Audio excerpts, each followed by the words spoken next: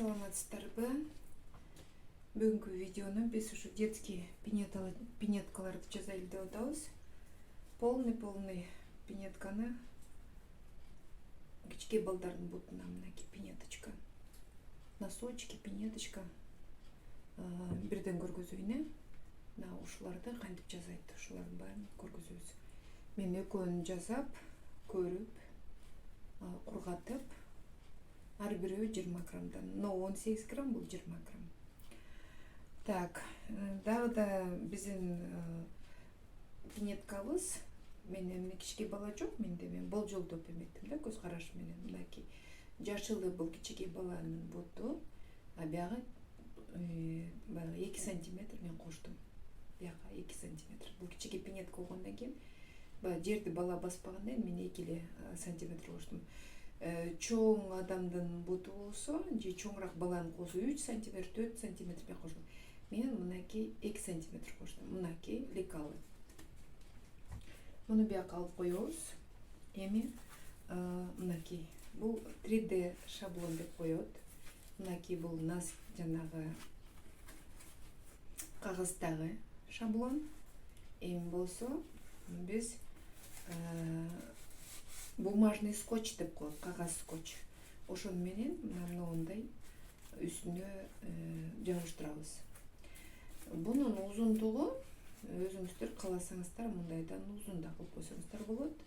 Будан да кыска кылып койсоңуздар болот. Бирок өтө кыска кылбаңыздар. Мынча кыска болсо болот да. Мынакей узундугу ушул болжолу мына баланын шаблон менен бул эмеси бир болот да, высотасы. Бягы да бир. Мен болжолу ушундай кылдым. Анан биягында согунчок деп коет го, пяточка. Вот. Ошол. Ушинтип өзүңүздөр шаблон жасайсыздар. Мен абдан сиздерге токтоп айтып берип аткан себебим мына ушул. Ушул шаблон менен жасайт. Кээ бирлөр чокойлорду мындай тартып алып, мындай шаблон кылат да, эми мындай шаблон кылат. Ошо жана пяточкасы мындай жакшы болбойт, анан бутунан да секире берет да чокойлор. Ошон үчүн мына 3D шаблон деп коет. Ошо 3D шаблон менен бирде пяточкасы жашнака болот. Мынакей удобныйраак болот. И өзүнүн көрүнүшү дагы маскидей болот. Дагы эмне кылабыз биз? Дагы деле биздин таразабыз бар. Таразага жүндү көрөбүз канча грамм. Так, мынакей. Буда 10 грамм. Буда да 10 грамм. Мен ченеп койдум. Бул кандай жүн? Мынакей көрдүңүздөрбү? Мындай жүндөр сатылат. Бул гребенная лента, в топсе деп коет. Топс деп коет ушуларды. Килосын мен 900 сомдон алдым. Кимге кызык болсо мен телефонундагы эмесин дагы айтамын. Адресин айтамын. 900 сомдон кыздар Ош базарында 1,5 миң сомго чейин көргөм. Ошон үчүн 900 сом мен үчүн эме. Анан ногул болсо жибек, мен кесип койдум. Ошондо аралаштырабыз. Бул чистый шелк, маргеланский шелк, мынакей. Буну да кошобуз. Буну мынакей Троицкая фабрика, Троицкая шерсть деп коет, бул вискоза. Мунун килосы 3,5 миң сом. Бизде Кыргызстанда. Кимге керек болсо, мен адресин айтам. Мен Бишкектен ушинтип алып келемин. 3,5 миң сомуна карабай аламын. Мынакей. Бүгүн эми ушулардын баарын колдонобуз. Анан носки жасайбыз. Эми баштайлы. Кайчы керек. Мындай сеточка керек. И мочалка керек. Анан самын керек. Андан тышкары бизге кол арчыганга кол арчуу керек. Мындай полотенчика керек. Мынакей. кол үстү ушинтип арчып турабыз. Мунун баардыгын жаныбызга коелук. Тазиге суу куюп алдым. Съемка кылып аткандан кийин ушул. Эми баштайлы. Таразаны бияка алып коебуз. Жүндөрдү мен жана бөлүп алгам. Мынтип бөлүп жасайбыз. Дагы бизге клеенкалар керек. Андан кийин мен да сиздерге көргөзөмүн. Мындай чымчып, мынакей жүндү мындай чымчып, мындай кыйгачынан коебуз. 90 градус, 45 градус ысытып коет го. Ошо ашырып, мындай абдан жеңил. Мен бүгүн кичке сууда болгондон кийин мен колдорум эметип калыптыр. Перчатка кийип алсаңыздар болот. Мен перчатка кийбейм, анткени перчатка колумду муздатып, анан сыздатып оорутат да сөөктөрдү. Мен ошол себептен перчаткага көп кызыкпаймын. Колум ооруган үчүн. Ошо кыйгачынан ушинтип кое беребиз. Кыйгачынан коюлат бунун баардыгы. Мынакей. Мынтип кыйгачынан коюп, аягына чейин коюлат. Мынтип коюлат. Эми болсо ушул эле жүндү мындайынан коебуз.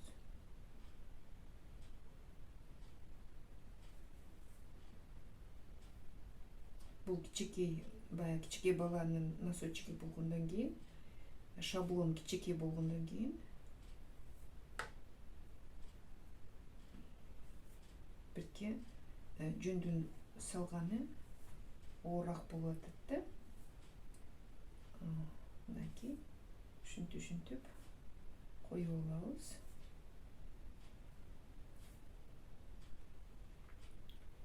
Детский пинеточка. Акырын ичинен тартып беребиз. Пасма деп коет, ушу пасмаларды акырын тартып беребиз. Жүндүн бир жерде таралган да, таралып, жүндүн узуну менен таралган. Жанагы чарба жүнгө караганда бул мына ушул пух болот. Арасында чанда эле мындай бир чөп болуп калбаса, мындай таптаза болот. Абдан таралган, жашынакай болот да. Будан эми көп кийим жасаса болот. Көбүнчө ошо кийимге алам мен мындайда. Анан ушинтип эметип берем. Так, ошо пяточкасын бирке бекемдейбиз. Анан кийин мындайынан узундан салып коебуз. Так, мынакей. Бир жагы бүттү. Эми экинчи жагы.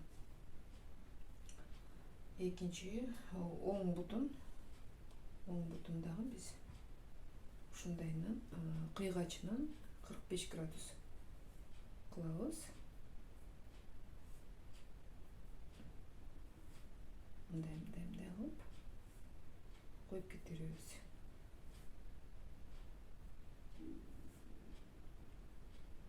Мен жүндү бир аз ашырып чыгарам.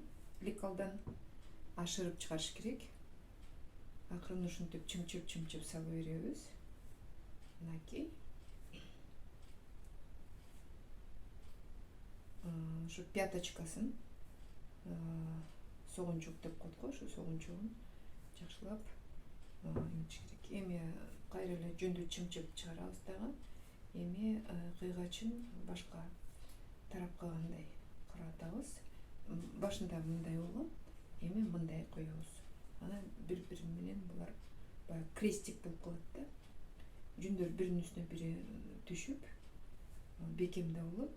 И стречевый эффект деп коет, мындай чойсуп кайра ордуна келип кала тургандай. Бул эми носки болгондон кийин бул чоюлуп кайра ордуна келе тургандай болуш керек да. Биз ошондой кылабыз. Мынакей.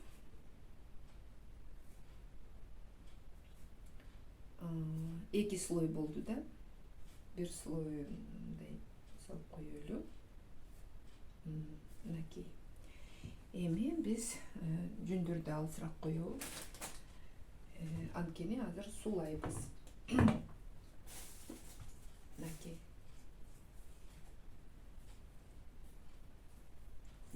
Мындай сеточка менен жабабыз.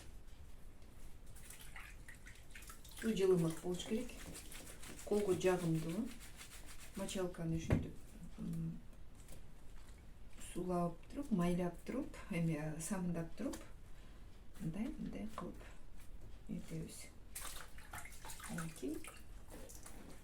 Ушундай болот. Так. Жүн аз болгондон кийин бул домашний тапочка эмес да. 20 грамм. Бирөөнө 10, бирөөнө 10, 20 грамм эле жүн кетет. Ошон үчүн ушундай кылып атабыз. Сет эми берде жүн аябай нежный болгондон кийин кылдары бул сеточкадан мынтип абалап алабыз. Эрчип кетет. Сеточканы эрчип кетет. Ошон үчүн мындайынан алып этебиз. Эми бул деген алабыз. Биягына мынтип салып коебуз. Так. Биягында алабыз. Акырын алып туруп, ичине мындай киргизип коебуз. Азыр дагы оодарабыз. Мен клеенка салам буга. Оодарабыз.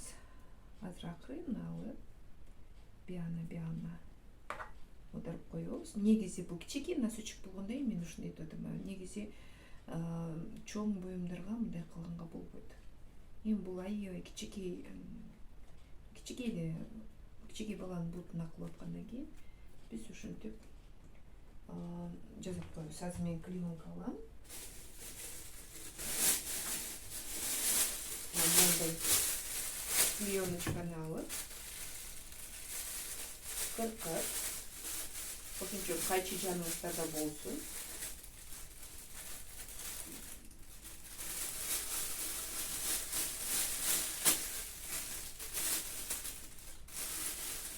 Үйдөгү эле пакет клеенкалардын баарын дайындап болот.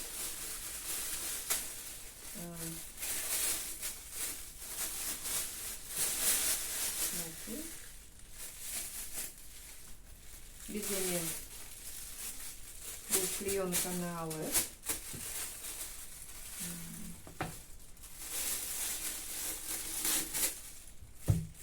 мындайынан жабабыз. Мынакей, көрүп атасыздарбы? Клеенка. Самын, жүн самын болгондон кийин бул азыр эчтеке болбойт. Мындайынан кармап, мындайынан оодарабыз. Ичиндеги клеенканы акырын.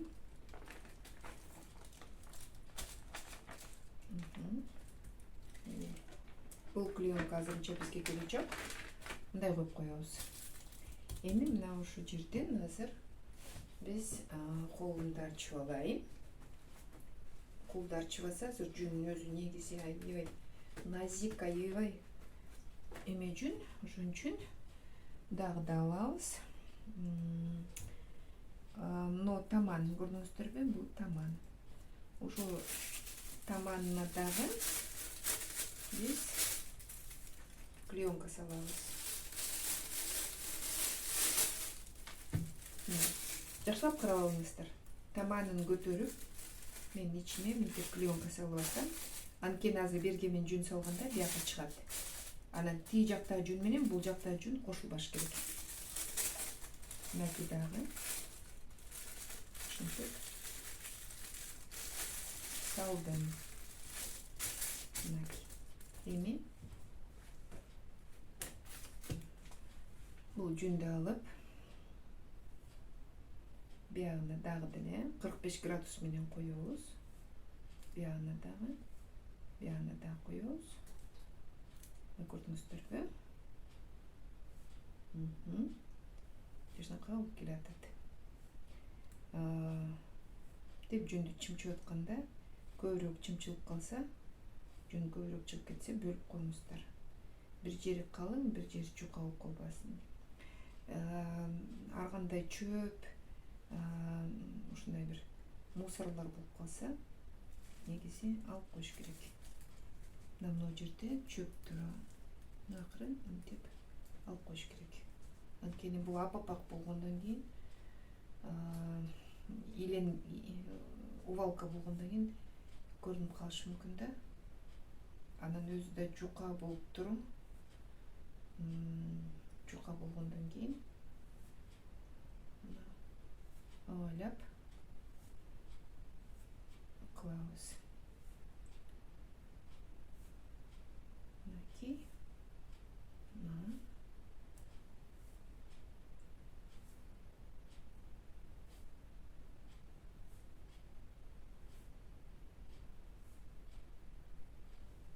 Мына жерде пяточкасын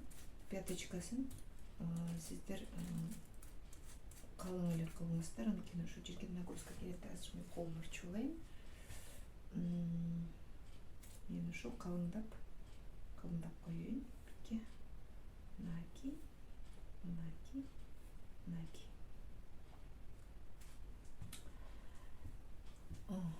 Эми бияктагы таманын азыр кылабыз. Так, колду арчыш керек. 45 градус алабыз. 45 градус алып, так, 45 градус түшүнөтсүздөр да, кыйгачынан болот.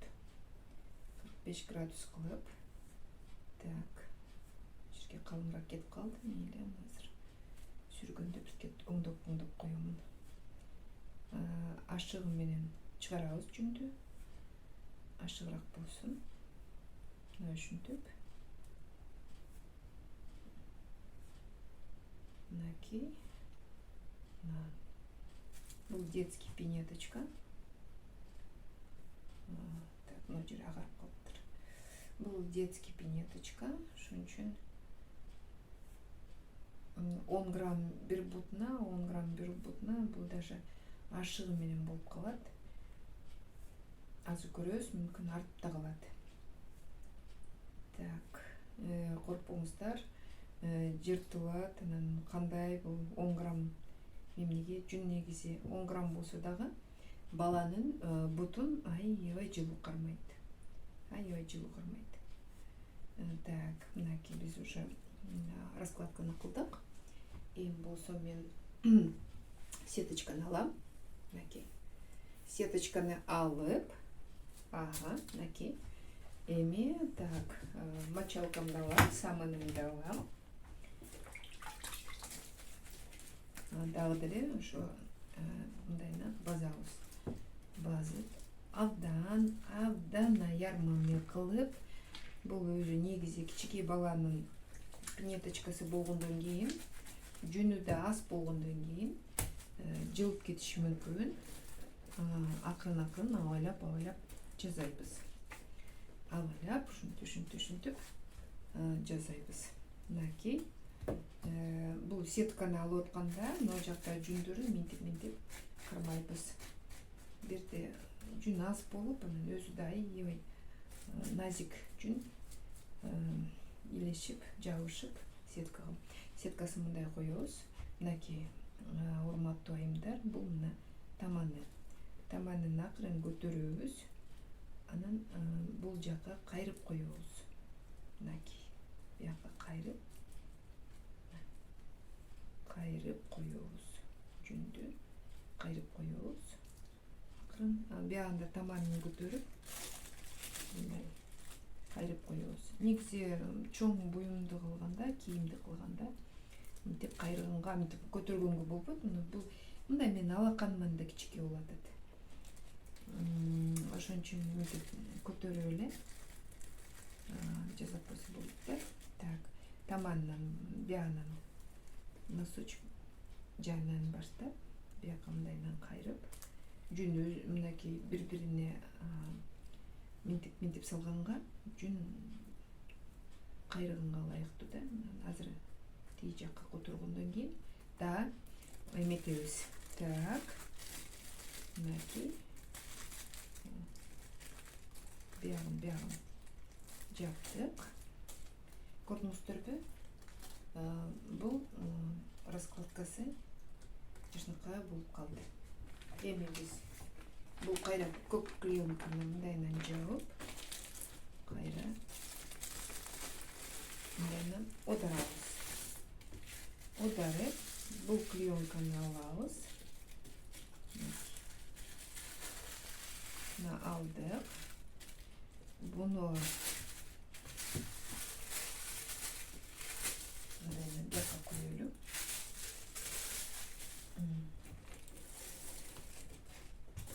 Мынакей, эми бул жагын мындайынан одарабыз. Мындай одарабыз. Анткени биз мына клеенкаларды алабыз. Эми биз жүндөрдү жанатан бери бияка тияка одарып атпайбы? Мына бияка одардык. Бул пинетканын үстү жагы. Пинетканын мынакей. Биягына жүн салынды, таманына салынды. Эми мына жери калды. Мен азыр колумду арчайм. Колумду арчып, анан кийин жүндү дагы салам. Так. Ошо арттат болуш керек дегендей эле жүн арттат окшойт. Так. Мына жерлер калың болгон жерлерин түздөп коюш керек. Түздөп, калың болбош керек да. Так, эми жанагындай эле биринчи ортосун толтурабыз. Анткени ортосунда жүн жок. Мынтип ортосун толтурабыз. Мынакей. Ортосун толтуруп,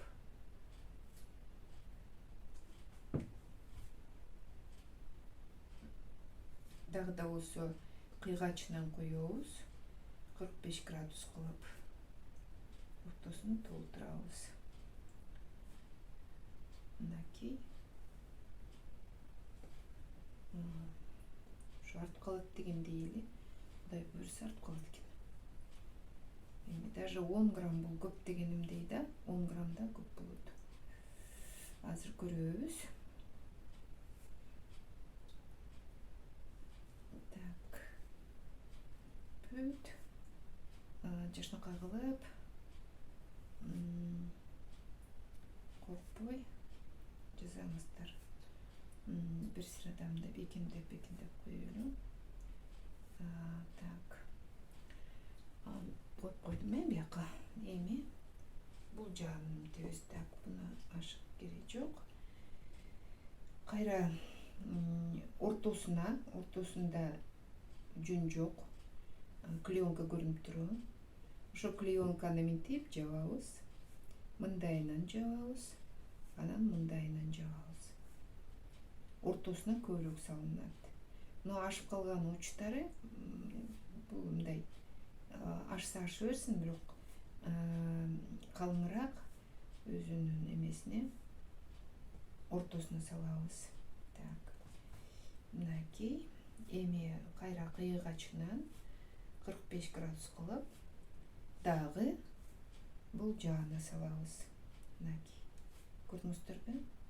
Ошондо бизде мындай крестик болуп атат да.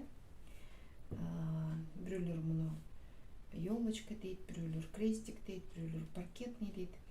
Эми ортогальный дейби. Ишелеп орустар ар кандай айтып кое берет. Аны мен сиздерге түшүндүргөндө ошо мындай болот. Жүндүн үстүнө коюлат да. Жүн коюлат мындай 45 градуста. Анан кайра бул жагынан 45 градустан коюлат. Анан берден мындай бир мындайынан коебуздар. Узундан. Мынакей. Эми болсо биз эмнени алабыз? Биз деген дагы деле биздин сеточканы алабыз. Мынакей. Сеточканы алдык. Эми жанагындай болуп самындайбыз. Үстүнөн базабыз. Мындай, анан мындай. Мынакей. Дагы да ушинтип алабыз. Дагы үстүнөн базабыз. Мынакей. Ушинтип базылат. Акырын сеточканы акырын кылып, мына ээрчип кетти. Так. ошондуктан акырын кыла алабыз. Эми бул жагын деле мынтип көтөрөбүз. Мындайынан бияка кайрыйбыз. Ашып калгандарын кайрыйбыз. Мынакей. Бул жагын дагы ашып калганын кайра таман жагына кайрыйбыз. Мынакей. Самындагандан кийин жүн өзү негизи андан жакшы тилди угат. Биякты дагы кайрыйбыз. Мынакей. Сонун болуп калды. Носкиге окшошуп калды. Ошентип пинеточканы мындай кайрыйбыз. Мынакей болду. Бул эми жүнү бүттү. Бул бир гана азыр жүн. Түшүндүңүздөрбү? Эми мен колумду арчыймын. Анткени азыр биз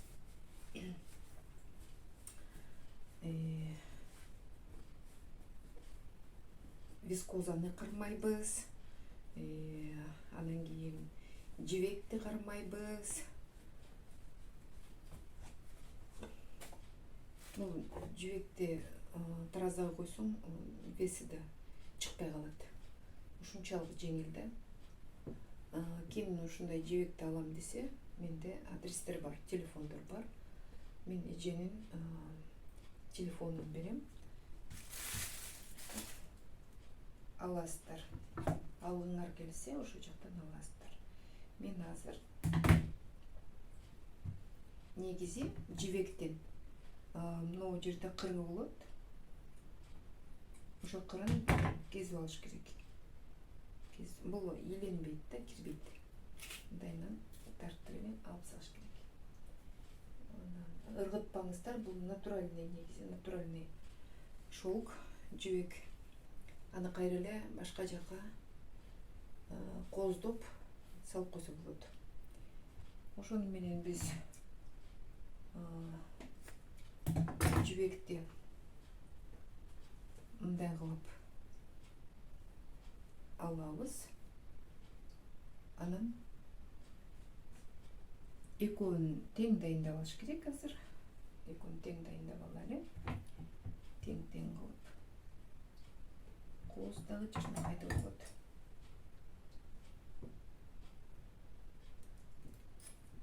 Бул ушунчалык жука болгондон кийин колго да илинбей калат да.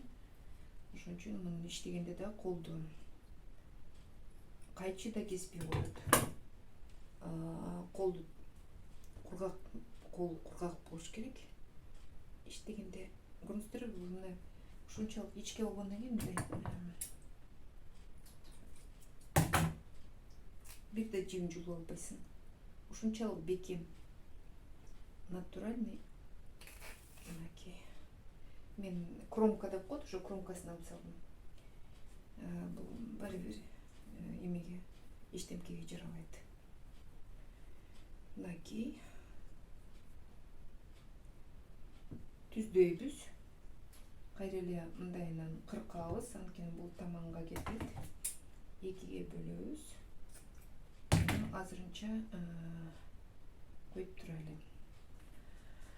Эми болсо мындайынан көтөрүп, акырын таманына ушу жибекти салабыз. Мынакей. Жибекти салабыз. Жибек жок, билбейм, мындайда жүн жок десеңиздер, жана чарба жүндөн дагы кантип ушундай пинеточкалар жасаганды мен көргөзүп берем. Чарба жүн ушундай кымбат жүн жок. Мен айылда жашайм, кайерден табам? Менде жибегим да жок деп айтсаңыздар, мен сиздерге марля менен, анан кийин ошо чарба жүн менен кантип жасаш керекти да көргөзүп берем. Болгондо пинетка кылбайбыз, чоңураак адамдын носкисин кылабыз. Эми болсо мындайынан кайра которобуз. Жибек жабышып калды, чүнкү анткени биз самын менен клейлеп койдук. Ошо клейленбейт, негизи клей буга салынбайт. анткени бул натуральный жүндөн жасалган нерсе. Мындай коркпоңуздар деп мынтип жабыштырып алабыз. Так. Менин максатым негизи мындайынан айландырыш керекмин. Айландырып, анан кийин жибекти кайсы жерден кезет элек? Могу жерден кезебиз. Мындай айландырып алабыз. Кескенде мына жерден кезеткенбиз.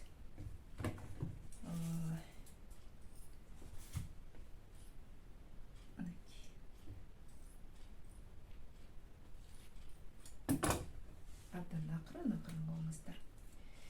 Мен ошон үчүн сиздерге шашпай көргөзүп атам. Мындайынан айландырып алабыз. Кайра жибекти мындайынан айландырып алабыз. Мунун баарын вискоза менен жабылат.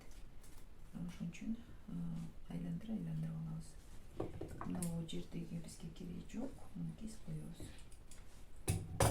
Муну дагы бирдемкеге жумшайбыз. Так. Мынтип түздөп, булардын баары клейленет. Мындайынан бүт клейленип, таманына бирге мындай кылып койсок болот. Баардыгы бирти бияка чыкса эчтеке болбойт. Кичинекей баланын бутуна жибекти салып, жибек кийгизип, жакшы жүндү кийгизип эметсек болот да. Эми балага жумшасак болот. Так, эми муну биз мындай кылабыз. Биягынан айландырабыз.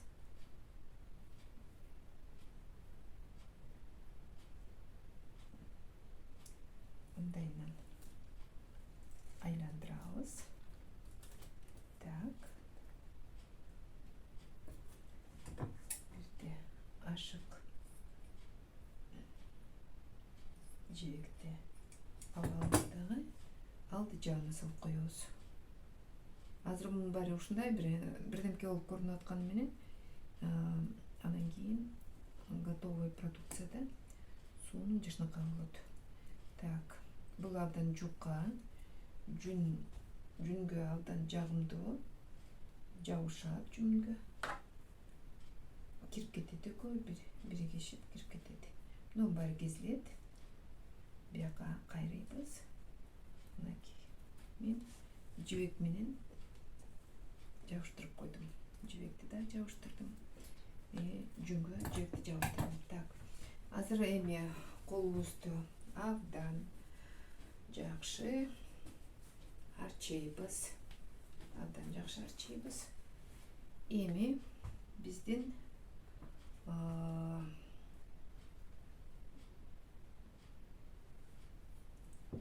максатыбыз вискоза салуу. Мынакей. Бул жака да вискоза салуу. Арт калган жибекти мен ойлоп атам, ошо арчаганда мына пяточкасына эле жумшап коюм. Бул эми ар кайсы жерде жатып жок болуп калат. Андан көрө ушу пяточкасына салып коелу. Бекемирээк болот. Мынакей. Берге мен мынтип акырын салам. Мынтип. Мынакей. Көрдүңүздөр. Таманына кайрып коем. Так. Буну да ошондой кылайлы. Мындайына пяточкасына салып.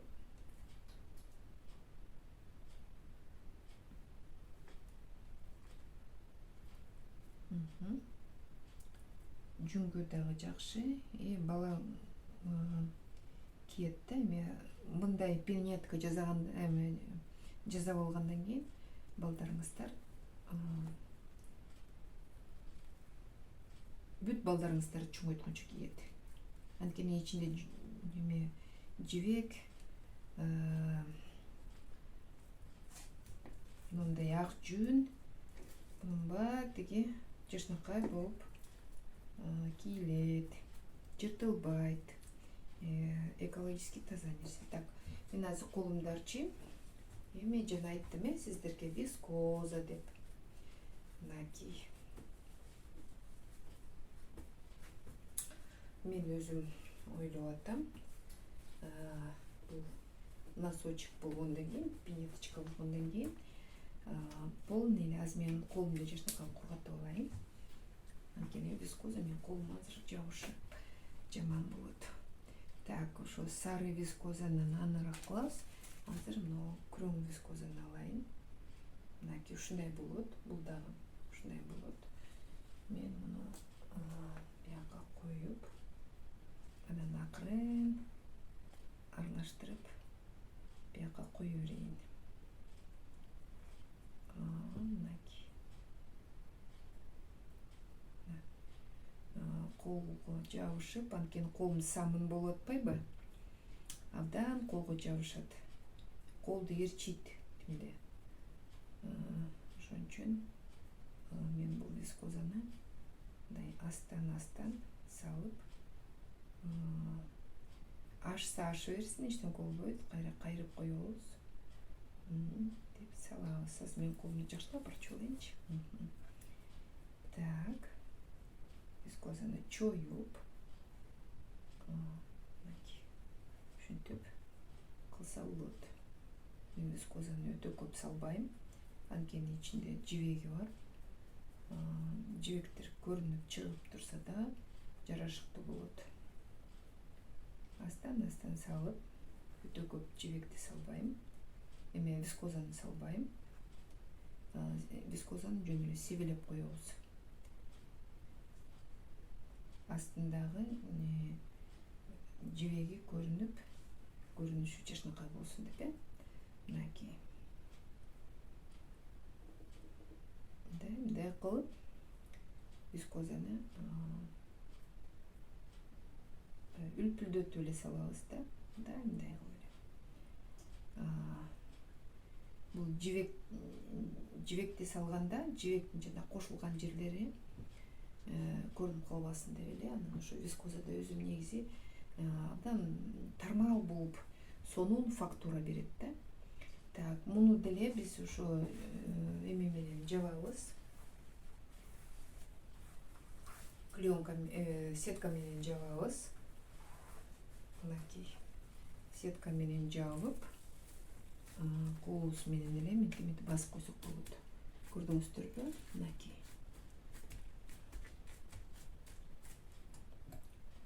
Так. Вискоза ээрчийт сетканы, ошон үчүн жанагындай кылып секирен алып чыгабыз. Абдан авайлап алып чыгабыз. Так. Мынакей. Мына көрдүңүздөрбү? Ошо көрүнүшү башкача болуп атат. Эми болсо биз клеенка менен жабабыз муну. Мындайынан клеенка менен жабабыз. Колго мынтип алабыз. Мынакей. Анан доодурабыз. Эми бул көк клеенканы алып, азыр бизге бул керек жок. Вискозаны бияка кайрыйбыз. Таманына да кайрыйбыз, бияка да кайрыйбыз. Чыгып калган вискозанын баарын кайрыйбыз. Так, буларды алып турайлы. Так. Клеенкалар ошондой кезип алыш керек. Бул өзү негизи кичикей носки болгондон кийин, пинеточка болгондон кийин бизге ушундай эмелер керек болот, клеенкалар керек болот. Бири-бирине жабышпасын деп. Мынакей бул пяточкасы, көрдүңүздөрбү? Пяточкасы. Бул жерде дагы жибек бар. Мына берде да жибек бар. Берде да жибек бар. Ошол. Бул бекем болот. Азыр биз ушинтип вискозаны салабыз. колубузду кургаттык. Бул жүндөрдү алып коебуз. Клеенкалар. Эми ушул вискоза менен иштегенде кол кургак болуш керек. Байкабай бирдемкелерди кармап алып, колдордун баарын суулабаш керек да. Вискоза ээрчип жаман кылат. Эрчип атат. Так. Таманына дагы салайын деп атам да, бираз. Ушинтип таманына да салып коеюн деп. Полный носки ушундай күрөң өңдүү болот. Полный ушундай күрөң өңдүү болот. Таманында дагы жебек бар. Сыртында берки бет жагында дагы носочектерин полный жебек менен жаптык. Эми кичинекей наристе болгондон кийин биз эң жакшы материалдарды алып, аллергия да болбосун, ден соолугуна да жакшы болсун деп ушинтип нетебиз. Мындай сибелеп эле койдук. Кайра дагы биз ушундай сетканы жабабыз. Сетканын өзүнүн самыны жетет. Вискозаны эметкенге. Анан акырын мындай тартып алабыз. Мындай кылып тартып алабыз. Так. Эми акырын мындайынан көтөрүп, бияка кайрыйбыз. Биягын да көтөрүп, бияка кайрыйбыз. Вискозаны ушинтип кайрып алабыз. Биягын да көтөрөбүз. Мынакей көрдүңүздөрбү? Вискозаны бияка кайрыйбыз. Эми кичинекей носочек болгондон кийин колубузду улам суулап, улам кургатып, ушу убакыт ушуга эле кетет. Вискоза менен иштегенде ошо колуңду кургатканга эле кетет. Мына жери агарып калды, өтө эле мындай жагымсыз болуп жаап коелу. Жыртыктай болуп көрүнүп калат да, ошон үчүн жаап коелу мына агарып калган жерлерин. Вискозанын ошончолук жука салынат вискоза. Вискозанын астынан жибеги көрүнүп, носкинден билинип турат да, жибек салынган. Так. Мына ээрчип ушинтет бул. Ошон үчүн вискоза менен иштегенде колду кургак кармаш керек. Мынакей бияка да салып коелу. Таманын өзгөчө көбүрөөк салып, ушундай кайра эле жанагындай кылып эметебиз. Эми мен акырын аз эле салган үчүн мындай сулап эле коеюн. Мочалка менен эле. Мочалкага ушинтип жарашып калат. Вискозанын ушунусу бар. Так, муну эми алып эле салайлы. Так. Эринбей сетка салыш керек, негизи эринбеш керек. Мына эринип койду элем, вискоза ээрчип кетти. Так, салдык. Кайра биздин клеенкаларыбыз бар да. Клеенкаларды мындайынан коебуз. Мындайынан коебуз. Бияка кайрыйбыз.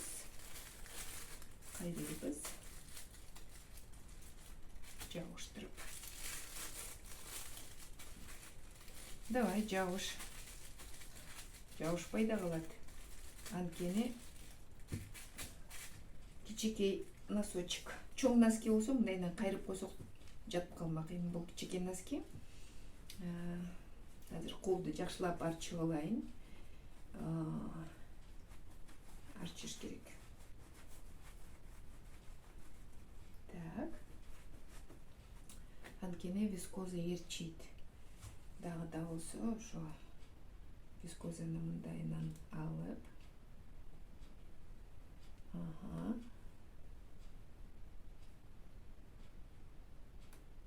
Облачками деп которуздар ошо. Ушинтип облачками салабыз.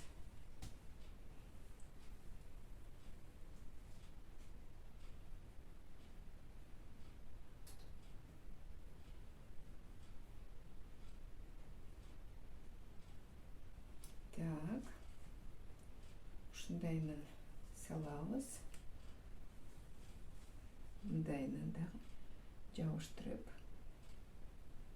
пяточкасына жабыштырып салабыз. Мынакей. Бияна дагы.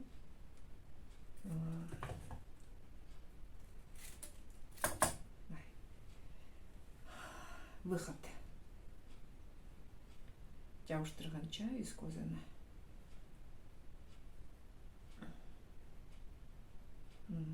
Кайчы коюп турабыз. Так. Мынакей дагы вискозаны алып,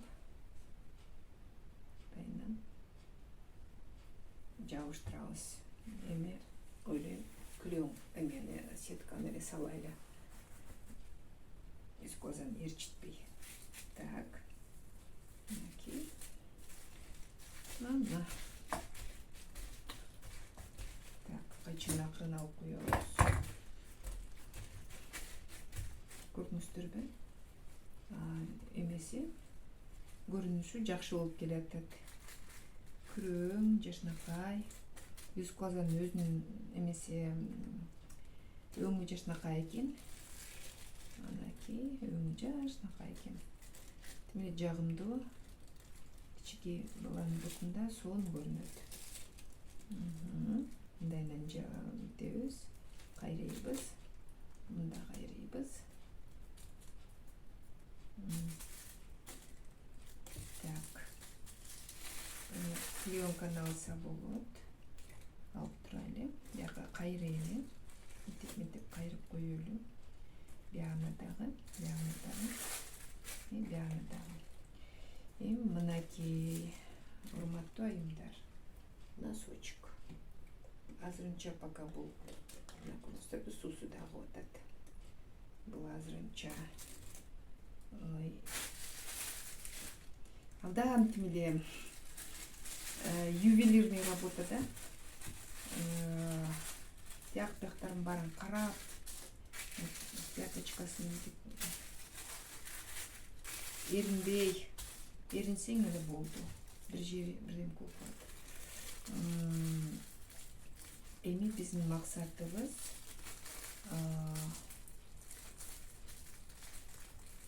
муну мындай ороп, азырынча ороп койсом, мына пяточкасы көтөрүлбөйт экен. Эми ороп коеюн. Мынакей. Эми дагы эң кыйын нерсе колду арчып кургатыш.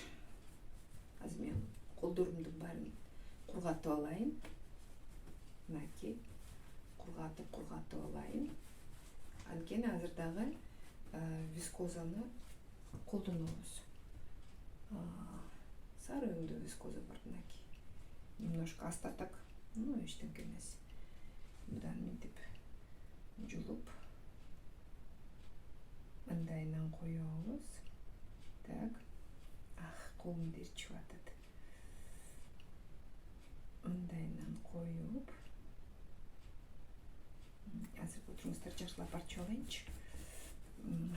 Так. Так.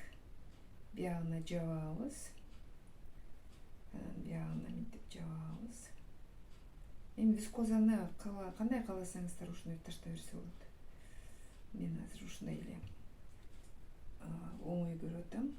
Мынтип жабабыз. Таманына тийиспейбиз. Таманы күрөңмөйдөн кала берсин.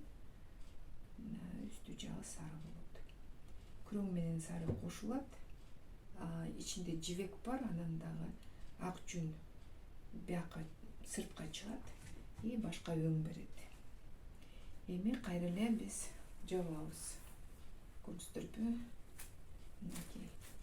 Жеке боюм болгону менен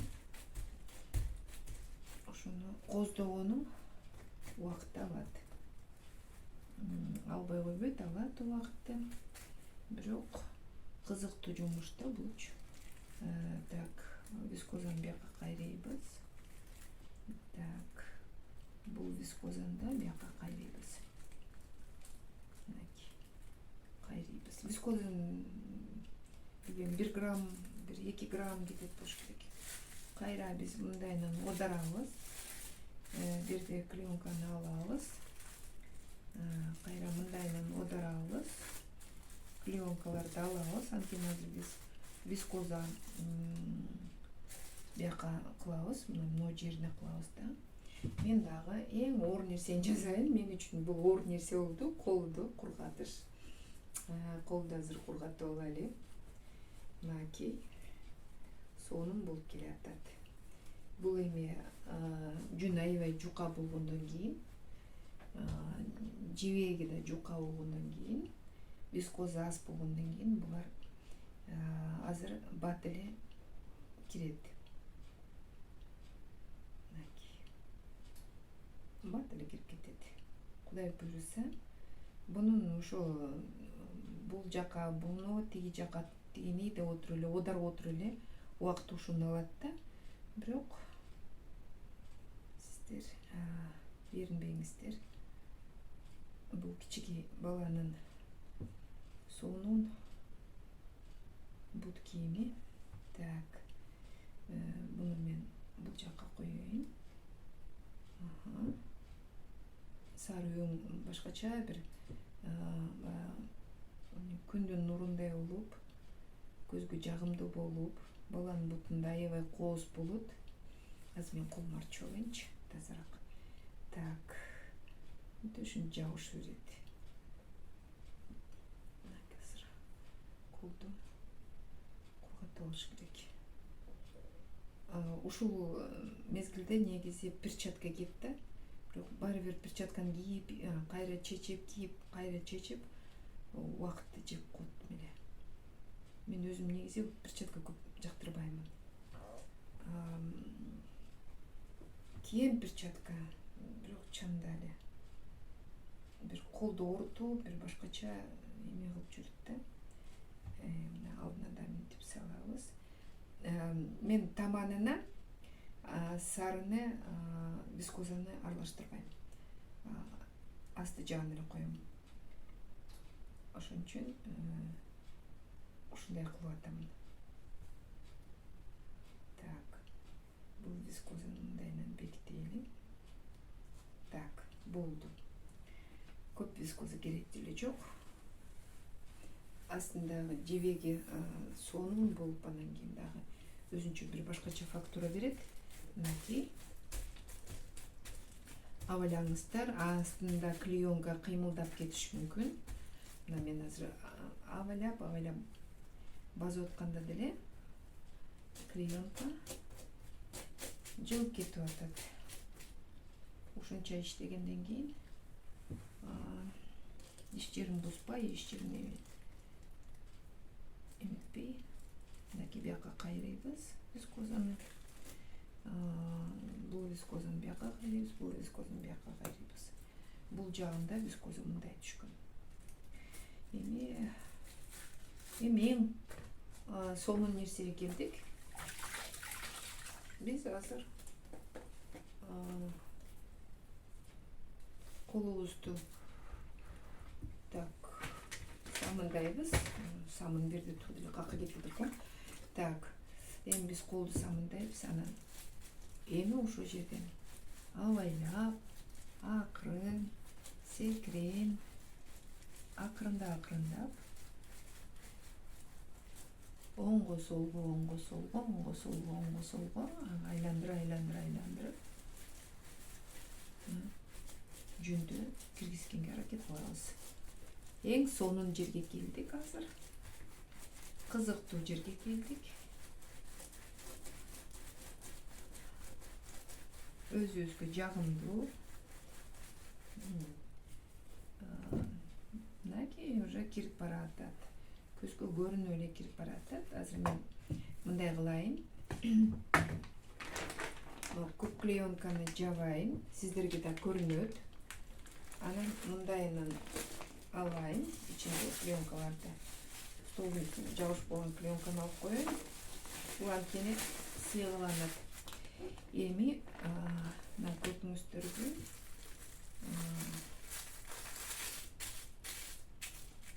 Так. Эми эң кызыктуу жерге келдик. Эми буну деле оңго солго айландырып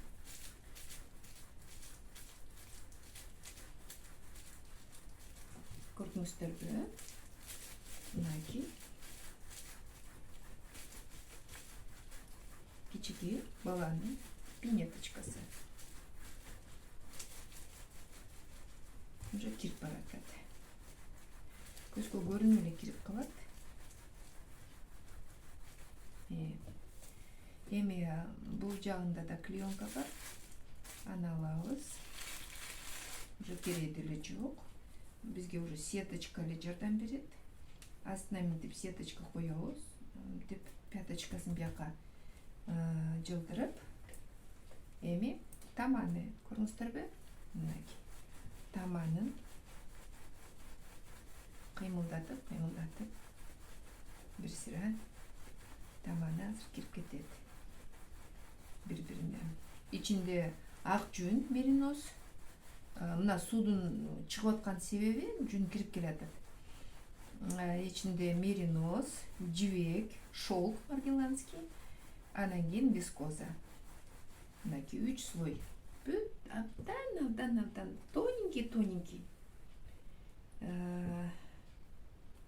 Мынакей уже кирип келатат.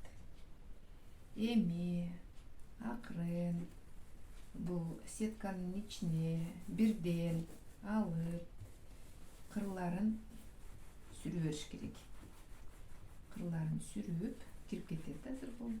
Бул эми 150 грамм жүн эмес, бирде ашып кетсе азыр 8 грамм жүн.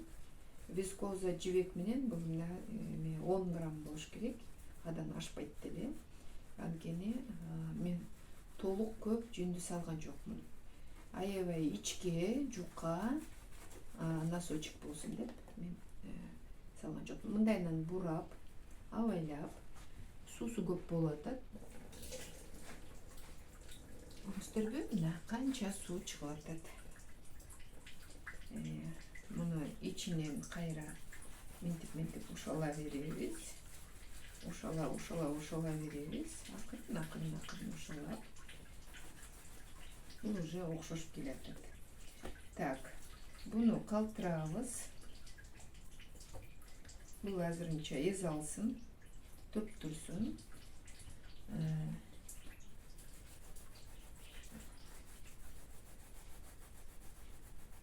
Бир жери жакпаса, сүрүп койгула. Ушул кезинде бир жери мындай бир кызыктай көрүнсө жулбаңыздар. Это не нужно делать. Жаман болуп калат. Кереги жок. Пока туруп турсун. Эми бул жагын алабыз дагы. Сүрөбүз. Акырын сүрөбүз. Колубуз менен аяр мамиле кылып, кичике баланын денесин кандай сүрсөк, ошондой кылып сүрөбүз.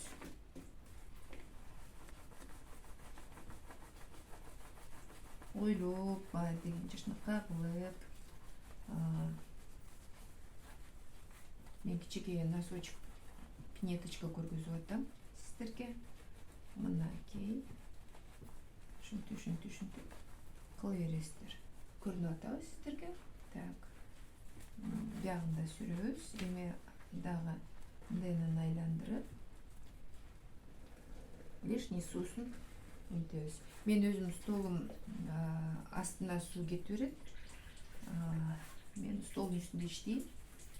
Мага атайлап үй бүлөм ушундай стол жасап берген. Жолдошум жасап берди. Балам темирлерин эметип, ошо менин жумушума ылайыктуу кылып беришкен. Мынакей. Көрүңүздөр. Ичинде клеенка бар. Мынакей. Ичинде клееночка бар. Ошо мынакей бир жери жакпаса, сүрүп коюңуздар. Ушинтип биз нетебиз. Так, бул еще кирелек. Муну болсо эми муну жагын кезип смуда азыр ичинде мынакей көрүңүздөрбү? Мына ичинде, мунун ичинде бери жүнүн акырын эметип коюңуздар. Жулбаңыздар эчтеме, ичинде жүнү кире элек. Мынакей. Так. Мына. Мында акырын абалап, но учтарын кескен жерибизде бирке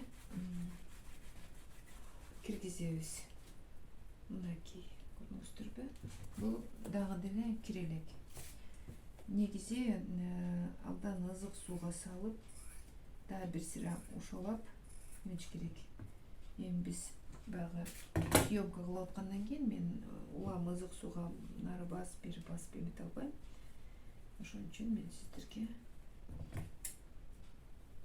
мындай эле көргөзүп берейин. Мынакей.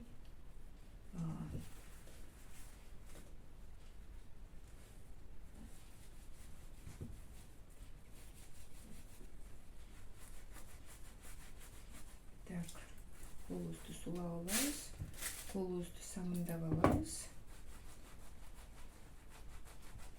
Абдан абайлап, мындай аяр мамиле кылып, мындай текшерип, кайсы жери кандай болуп калды деп, анан акырын эметебиз. Эчтемкесин жулбайбыз, эчтемкесин колубуз менен жулбайбыз. Акырын кылабыз. Колду салып, мындайынан колду салып, мындай клеенканын үстүнө, сетканын үстүнөн ушинтип сүрүңүздөр.